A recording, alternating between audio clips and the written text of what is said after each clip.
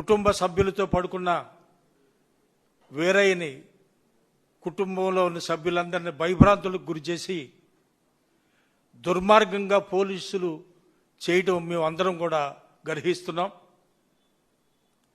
అసలు మనం ఇప్పుడు ఎక్కడున్నామో, ప్రజాస్వామ్యంలో ఉన్నామా, లేకుంటే ఏదో పోలీసు రాజ్యం సపరేట్ రాజ్యం ఏమైనా రాజ్యాంగాన్ని చేసి ఆయన ఏదో రెడ్ బుక్ రాజ్యాంగం అంటున్నారు కదా, ఆ రాజ్యాంగంలో ఉన్నామా మనకు అర్థం కాని పరిస్థితులు వాళ్ళ మన రాష్ట్రం ఉంది.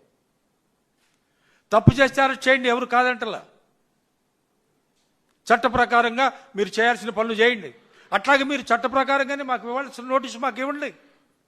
కానీ అర్ధరాత్రి ఇంట్లో ఉన్న పిల్ల పాపలతో ఉన్న అందుట్లో పిల్లల్లో కూడా ఒక పిల్ల హ్యాండిక్యాప్గా ఉండే కుటుంబం, అది కుటుంబాన్ని భయభ్రాంతులు చేసి ఆ విధంగా తీసుకెళ్ళడం ఎంతవరకు సంభవం? రాజకీయాల్లో ఎవరి పార్టీలు వాళ్ళకు ఉంటాయి, ఎవరి వ్యవహారాలు వాళ్ళకు ఉంటాయి. అంత మాత్రం చేత రాజకీయంగా ఎవరో ఏదో పనిచేస్తున్నారనో, ఓ పార్టీ కష్టపడుతున్నారనో, వాళ్ళని ఒక విధంగా బాధ పెడితే వాళ్ళందరూ భయపడతారని ఆలోచిస్తున్నారా మీరు? ఎవ్వరు కూడా భయపడి వెనకెళ్ళే పరిస్థితులు లేవు. మీరు ఇదే విధానం కొనసాగితే రాబోయే రోజుల్లో ప్రతి వ్యక్తి కూడా ఒక ఉద్యమకారుడికి తయారు చేస్తున్నారు మీరే.